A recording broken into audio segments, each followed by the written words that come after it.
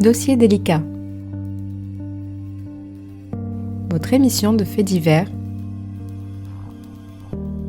présentée par Guillaume L'Hôpital.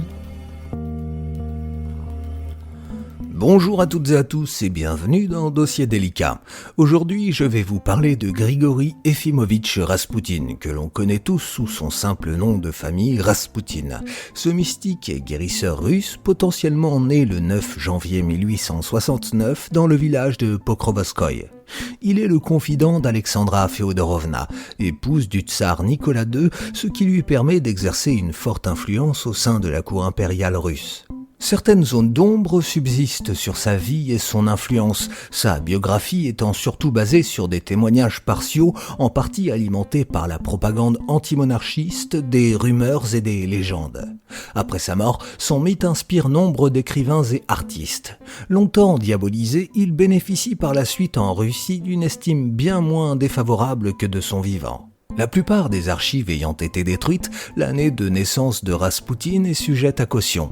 Selon la grande encyclopédie soviétique, il serait né en 1864 ou 65.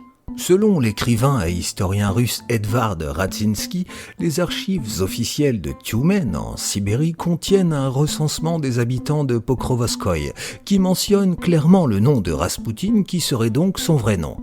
Étymologiquement, cependant, l'origine du nom reste obscure et a contribué à alimenter toutes les rumeurs.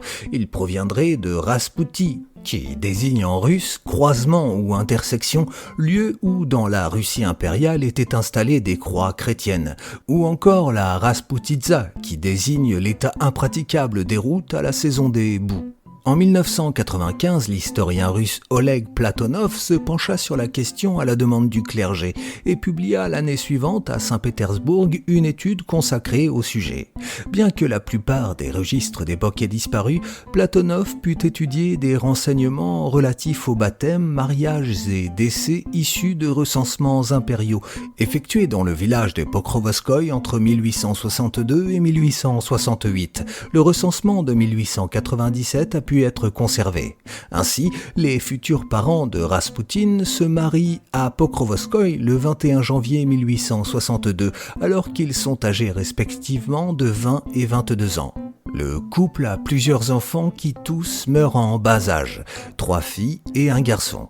En 1868, les registres ne font mention d'aucune naissance dans la famille, ce qui voudrait dire que Raspoutine n'est pas né avant 1869. Après 1868, il n'existe apparemment plus de registres consultables, mais certains formulaires originaux remplis à l'occasion d'un recensement dans tout l'Empire en 1897 ont toutefois subsisté.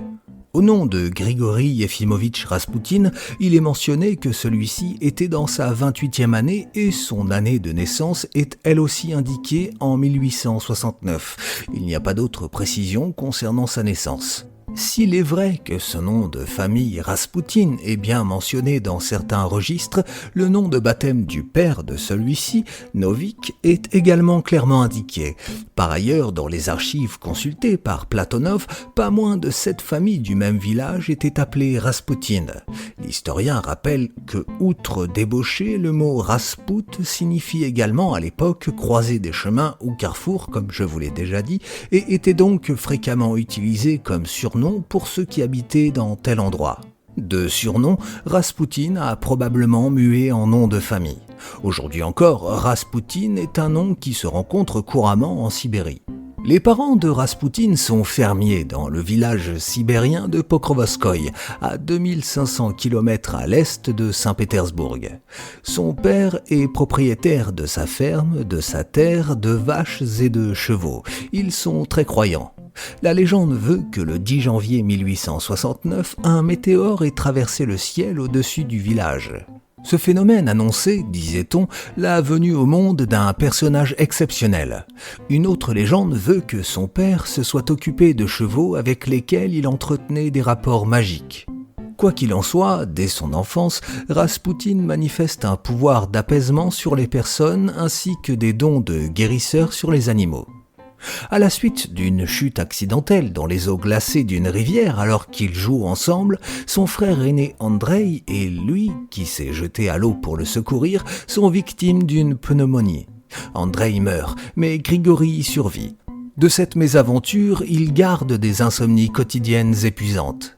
Grigori aide son père dans les travaux de la ferme et conserve de cette enfance les manières frustes des paysans sibériens, les vêtements amples et peu soignés et les mains calleuses. La vie est rude, l'existence rustique, la vodka, une boisson courante, l'instruction peu répandue dans les campagnes. Rasputin n'apprend que les rudiments de la lecture et de l'écriture. À l'âge de 16 ans, il est sujet à des expériences mystiques, à des apparitions mariales et à la vision d'un ange lumineux dans la campagne. Il se plonge dans la lecture de la Bible au point d'en devenir un exégète. Il mène une vie de privation comme il se doit dans l'Église orthodoxe. Au nom du Christ, il se livre à de nombreux exploits spirituels et corporels, notamment le port de verigi, un très lourd collier ou une ceinture en fer avec une croix dessus pour meurtrir la chair. Il reste parfois plusieurs semaines reclus dans la cave de son père pour se mettre à l'épreuve et lutter contre les tentations. Pendant 15 ans, il alterne la vie de paysan au village et des retraites et pèlerinages dans des monastères où il rencontre les starets, ces ermites ou pèlerins considérés comme prophètes pour suivre leur enseignement spirituel. En 1888, à l'âge de 19 ans, il épouse une jeune paysanne du village de Dubrovnoï, Praskovia Feodorovna. 5 enfants naissent de ce mariage. Mikhaïl et Georgi, qui décèdent prématurément, Dimitri, né en 1895, Maria en 98 et Varvara en 1900. Les talents de Rasputin vont faire des envieux et jusqu'à la fin de sa vie, on ne cessera d'entendre de toutes parts des accusations des pires péchés. En 1894, alors qu'il travaille dans les champs, il aurait eu la vision d'une vierge lumineuse. Macquarie, un moine ascète à qui il en parle et qu'il considère comme son père spirituel, lui conseille d'abandonner son métier de fermier, de se plonger davantage dans la religion et de se rendre au mont Athos en Grèce. Il effectue à pied les plus de 3000 km en quelques 10 mois, mais il sera déçu par les moines grecs. Sur la route du retour, il fait halte dans de nombreux monastères et c'est plus de 2 ans après son départ qu'il retrouve sa femme et son jeune fils Dimitri. Rasputin continue à vivre des périodes de mysticisme et d'ermite, parcourant la Sibérie occidentale et survivant grâce à la prédication, la charité et l'aumône, frappant aux portes des monastères et acquérant au fur et à mesure de ses pérégrinations une réputation de sage et de guérisseur. Il effectue de nombreux pèlerinages, particulièrement à Kazan et à Kiev. Les gens commencent à venir de toute la région pour écouter ses prêches. Le clergé orthodoxe s'inquiète de son succès, mais ne peut rien lui reprocher. De plus en plus de fidèles viennent à ces réunions, amenant des malades sur lesquels il exerce ses talents de guérisseur. Sa réputation s'étend, mais en même temps, il continue une vie de débauché, de buveur, de bagarreur, de séducteur et même de voleur. Durant toutes ces années, il entre en contact avec les multiples sectes qui fleurissent sur le terreau de la religion orthodoxe. Il est notamment chargé d'accompagner un jeune moine au monastère de Verkhoturye où il séjourne 3 mois. Ce cloître est en réalité tenu par la secte des Klists, qui mêle la danse, la flagellation, d'où leur nom de flagellant, l'extase, l'érotisme et la religion, ce qui lui convient parfaitement.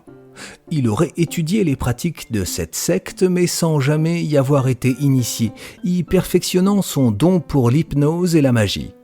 Son mysticisme devient doctrinaire et le conduit à l'élaboration d'obscures théories sur la régénération par le péché. Son plus célèbre précepte est « Pour se rapprocher de Dieu, il faut beaucoup pécher ». À l'invitation de la grande duchesse Militsa, qu'il avait rencontrée à Kiev, Rasputin se rend à Saint-Pétersbourg, capitale de l'Empire russe depuis le règne de Pierre le Grand. Le tsar Nicolas II règne depuis 1894. En cours de route, il assiste en 1903 à la canonisation du starets Séraphin de Sarov et, devant l'assistance réunie, Rasputin entre en transe et prédit la naissance d'un héritier mâle au trône impérial. Le 12 août 1904 naît le tsarévitch Alexis, qui se révèle atteint d'hémophilie.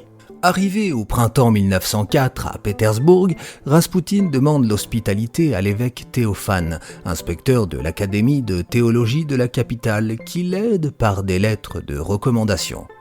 Son but est de rencontrer Nicolas II, trop occidentalisé à ses yeux pour l'initier à la véritable âme russe.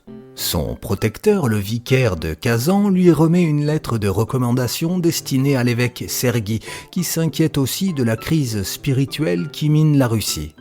Conquis par Raspoutine, l'évêque le prend sous sa protection et le présente à l'archevêque Théophane de Poltava, confesseur d'Alexandra Fedorovna, au père Jean de Kronstadt et à l'évêque Hémogène de Saratov. Tous furent stupéfaits de la ferveur religieuse de Raspoutine et de son talent de prédicateur. Ils le bénissent, le considèrent comme un starets, voire comme un envoyé de Dieu, et l'introduisent auprès de la grande-duchesse Militza et de sa sœur, la grande-duchesse Anastasia, fille du roi Nicolas Ier de Monténégro, mariée à deux frères, respectivement le grand-duc Peter Nikolaïevitch et le grand-duc Nikolai Nikolaïevitch, cousin d'Alexandre III. Cependant, Raspoutine retourne dans son village sibérien et ne revient à Pétersbourg qu'un an plus tard. La tsarine, longtemps inquiète de ne pas donner d'héritier mâle à la couronne, avait pris l'habitude d'attirer autour d'elle de nombreux mystiques et guérisseurs comme Maître Philippe ou Papus. Elle est séduite par Raspoutine, d'autant plus que Maître Philippe, qui lui avait annoncé quelques années auparavant la naissance de son fils Alexis, lui avait également annoncé la venue d'un grand prédicateur qu'il avait nommé Notre Ami. Une audition auprès de l'archiprêtre Jean de Kronstadt convainc ce dernier de l'authenticité des pouvoirs du starets. Par l'entremise de la grande-duchesse Militza et de sa sœur Anastasia, Raspoutine est présenté à la famille impériale dans le palais Alexandre le 1er novembre 1905. Il offre des icônes à chacun. Le tsarévitch Alexandre souffrant d'hémophilie, Raspoutine demande à être conduit au chevet du jeune malade alité à la suite d'une chute qui a provoqué un énorme hématome au genou. Il lui appose ses mains, lui raconte plusieurs contes sibériens et parvient ainsi, semble-t-il, à enrayer la crise et à le soulager au bout de quelques jours. Les parents sont séduits par les dons de guérisseur de cet humble paysan qui semble aussi avoir celui de prophétie.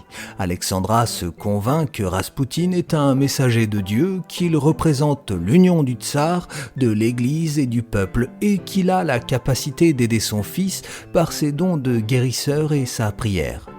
Sa réputation permet à Raspoutine de se rendre indispensable. Il prend très vite un ascendant considérable sur le couple impérial. Invité à de nombreuses réceptions mondaines, il fait la connaissance de nombreuses femmes riches. Raspoutine inquiète et fascine. Son regard perçant est difficile à soutenir pour ses admiratrices. Beaucoup cèdent à son charme hypnotique et le prennent pour amant et guérisseur. L'une d'entre elles, Olga Loktina, épouse d'un général influent mais crédule, devient sa maîtresse, le loge chez elle et le présente à d'autres femmes d'influence comme Anna Virubova, amie et confidente de la tsarine, et Mounia Golovina, nièce de celle-ci. Grâce à d'habiles mises en scène, il se produit à Saint-Pétersbourg ou au palais impérial de Tsarskoïe Selo, la résidence principale du tsar, dans des séances d'exorcisme et de prière. Des récits de débauches prétendus ou avérés commencent alors à se multiplier et à faire scandale. En 1907, le tsarévitch, à la suite de contusions, est victime d'hémorragies internes que les médecins n'arrivent pas à contrôler et qui le font énormément souffrir. Appelé en désespoir de cause, Raspoutine, après avoir béni la famille impériale, entre en prière. Au bout de 10 minutes, épuisé, il se relève en disant « Ouvre les yeux, mon fils ». Le tsarévitch se réveille en souriant et, dès cet instant, son état s'améliore rapidement. Dès lors, il devient un familier de Tsarskoïe Selo. Il est chargé de veiller sur la santé de la famille impériale, ce qui lui donne des entrées permanentes au palais. Il est reçu officiellement à la cour. Cependant, malgré la pleine confiance du tsar, il se rend vite très impopulaire auprès de la cour et du peuple. Il est rapidement considéré comme, selon eux, un mauvais ange. Il est ainsi tout à la fois aimé, détesté et redouté. On le soupçonne de s'enrichir, ce qui ne semble nullement être le cas, son seul luxe étant de porter une chemise de soie confectionnée par Alexandra et une magnifique croix qu'il porte autour du cou, également offerte par la tsarine. Il continue par contre à mener une vie dissolue de beuveries et de débauches, conserve cheveux gras et barbe emmêlée. Il organise des fêtes dans son appartement où domine le sexe, jusqu'à 10 relations sexuelles par jour, et l'alcool. Il prêche sa doctrine de rédemption par le péché parmi ces dames, impatientes d'aller au lit avec lui pour mettre en pratique sa doctrine, ce qu'elles considèrent comme un honneur. Après la révolution de 1905 en Russie, Raspoutine se heurte au président du Conseil Piotr Stolypine. Nommé en juillet 1906, réformateur énergique, celui-ci veut moderniser l'Empire russe en permettant aux paysans d'acquérir des terres, en organisant une meilleure répartition de l'impôt et en accordant à la Douma, le Parlement russe, davantage de pouvoir. Par une répression féroce, il endigue les vagues d'attentats, améliore le système ferroviaire et augmente la production de charbon et de fer. Stolypine ne comprend pas l'influence de ce paysan mystique sur le couple impérial, tandis que Raspoutine reproche au Premier ministre sa morgue, caractéristique de la classe des grands propriétaires terriens dont il est issu. Stolypine fait surveiller Raspoutine par l'Okhrana, la police secrète. Les rapports accablent le starets. Le scandale Raspoutine éclate en 1910 lors d'une campagne de presse orchestrée par des députés de la Douma et des religieux qui dénoncent la nature débauchée de l'autoproclamé prophète visant indirectement le tsar.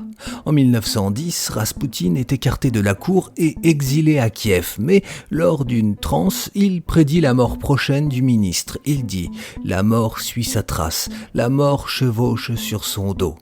Il décide alors de partir en pèlerinage vers la Terre Sainte, mais revient à la cour dès la fin de l'été. Le 14 septembre 1911, alors que Stolypine vient d'autoriser les paysans à quitter le Mir, la communauté paysanne locale autonome, leur permettant ainsi d'accéder à la propriété individuelle de la terre et que cette réforme est acclamée à travers toute la Russie, le Premier ministre est assassiné par le jeune anarchiste Dmitri Bogrov à l'Opéra de Kiev en présence de la famille impériale, des ministres, des membres de la Douma et de Raspoutine. Cet assassinat marque la fin des réformes alors que la situation internationale devient instable. L'année suivante, le 2 octobre 1912, le tsarévitch Alexis, en déplacement en Pologne, est victime à la suite d'un accident d'une nouvelle hémorragie interne très importante qui risque d'entraîner sa mort. Aussitôt averti, Raspoutine entre en extase devant l'icône de la Vierge de Kazan et quand il se relève, épuisé, il expédie au palais le message « N'ayez aucune crainte, Dieu a vu vos larmes et entendu vos prières. Ne vous inquiétez plus, le petit ne mourra pas. Ne permettez pas au docteur de trop l'ennuyer. » Dès la réception du télégramme, l'état de santé du tsarévitch Alexis se stabilise et dès le lendemain commence à s'améliorer. L'enflure de sa jambe se résorbe et l'hémorragie interne s'arrête. Les médecins peuvent bientôt le déclarer hors de danger et même les plus hostiles aux starets doivent convenir qu'il s'est produit là un événement quasi miraculeux de guérison à distance. Sauveur, il revient triomphalement à Saint-Pétersbourg. Le 29 juin 1913, Raspoutine est poignardé par une mendiante, Kionia Gousseva, une ancienne prostituée, au sortir de l'église de son village sibérien. Il s'en sortira. Après cet attentat et son rétablissement, l'importance de Raspoutine devient primordiale et son influence s'exerce dans tous les domaines. Il intervient dans les carrières des généraux, dans celles des métropolites et même dans la nomination des ministres. Mais la peur l'envahit. Il se met à boire encore plus d'alcool, à participer à encore plus de soirées de débauche et d'orgies dans les cabarets tziganes. Il n'est plus le starets ascétique que tout le monde respectait. Cependant, malgré son caractère débauché et son aspect de moins en moins engageant, ses conquêtes féminines sont de plus en plus nombreuses dans la haute société. Le 1er août 1914, la guerre est déclarée officiellement entre la Russie et l'Allemagne. Le patriotisme russe s'exalte, surtout en raison des premiers succès militaires, et Raspoutine voit sa faveur décliner.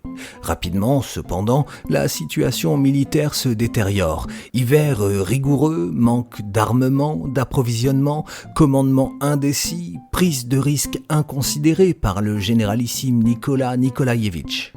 Après la grande retraite de 1915, Nicolas II, malgré l'avis défavorable de ses ministres, décide de prendre le commandement des armées et s'installe sur le front, laissant la régence à son épouse et à son conseiller privé, Raspoutine. Ce dernier se fait alors de plus en plus d'ennemis, en particulier chez les politiques, les militaires et dans le clergé orthodoxe qui, au début, l'a pourtant bien accueilli, mais que son inconduite révolte. Les pires calomnies se répandent en même temps que la guerre tourne au désastre. En 1916, à la Douma, la tsarine, qui est d'origine allemande, et Raspoutine sont ouvertement accusés de faire le jeu de l'ennemi. La famille Yusupov, inquiète de l'influence de Raspoutine sur la famille impériale, choquée par sa réputation scandaleuse, ses débauches, dans lesquelles des noms de femmes de la haute noblesse sont mêlés, s'oppose de plus en plus ouvertement aux starets. De plus, en pleine guerre mondiale, le bruit court qu'il espionne au profit de l'Allemagne. Plusieurs complots se trament contre lui. Une conjuration aboutira à son assassinat dans la nuit du 16 au 17 décembre 1916, alors qu'il est l'invité du prince Félix Yusupov, époux de la grande duchesse Irina, nièce du tsar. Le cadavre est retrouvé 2 jours plus tard, le 19 décembre 1916 au petit matin. Gelé et recouvert d'une épaisse couche de glace, le cadavre est remonté à la surface de la Neva au niveau du pont Petrovski. L'album de photos de police exposé au musée d'histoire politique de la Russie de Saint-Pétersbourg révèle le visage de Raspoutine défoncé par des coups et son corps transpercé de 3 balles tirées à bout portant. Une première version indique que l'autopsie, faite le jour même de la découverte du corps à l'académie militaire par le professeur Kozorotov, révèle que Raspoutine n'est mort ni du poison, ni des balles, ni des commotions et des coups assénés, mais que la présence d'eau dans les poumons prouverait qu'il respirait encore au moment où on le jeta dans la petite Neva. Mais une seconde version, qui semble être la version officielle, indique que le starets n'a pas été empoisonné et qu'il serait bien mort de la balle tirée à bout portant dans le front. En effet, il n'y aurait eu aucune présence d'eau dans les poumons lors de l'autopsie. Ainsi, le célèbre récit horrifique de la nuit du 16 au 17 décembre 1916 donnant à Raspoutine un visage de diable n'est certainement que pure invention. Cela n'empêche que le célèbre guérisseur connut une mort atroce voulue par la jalousie intense des hautes instances aristocrates. Plusieurs personnes ayant eu vent de la nouvelle viennent puiser l'eau où Raspoutine a été trouvé mort. Elles espèrent ainsi recueillir un peu de son pouvoir mystérieux. À la demande de l'impératrice, Raspoutine est inhumé le 22 décembre 1916 dans une chapelle en construction près du palais de Tsarskoïe Selo. Un monument commémoratif y fut élevé dans les années 90. Au soir du 22 mars 1917, sur ordre du nouveau gouvernement révolutionnaire provisoire, on exhume le corps de Raspoutine. Pour le faire disparaître, on ramène le corps et son cercueil à Saint-Pétersbourg et il est incinéré dans une chaudière de l'Institut Polytechnique, puis ses cendres sont dispersées dans les forêts environnantes. Raspoutine aurait prédit à la tsarine « Je mourrai dans des souffrances atroces. Après ma mort, mon corps n'aura point de repos. Puis tu perdras ta couronne. Toi et ton fils, vous serez massacrés, ainsi que toute la famille. Après, le déluge terrible passera sur la Russie, et elle tombera entre les mains du diable. » Comme il l'aurait prédit, son assassinat est suivi d'événements terribles. 3 mois après la fin de Raspoutine, le tsar Nicolas II doit abdiquer le 2 mars 1917. L'année suivante, la famille impériale est massacrée dans les caves de la villa Ipatiev dans la nuit du 16 au 17 juillet 1918. Et la Russie se déchire dans une terrible guerre civile pendant plus de 3 ans. Ensuite, elle tombera progressivement entre les mains de Joseph Staline. Au cours des années, Raspoutine, largement diabolisé, est finalement devenu un mythe, servant de prétexte à beaucoup de dirigeants politiques russes et européens pour s'exonérer de leurs propres responsabilités dans les événements tragiques survenus dans le monde. Je me suis servi de l'outil internet pour concevoir cette chronique. J'espère qu'elle vous aura plu. Pour écouter ou réécouter cet épisode et les épisodes précédents, rendez-vous sur le site internet de Liberté FM à la rubrique podcast ou sur la chaîne YouTube de Dossier Délicat au pluriel. Je vous souhaite une très belle semaine et je vous dis à lundi prochain.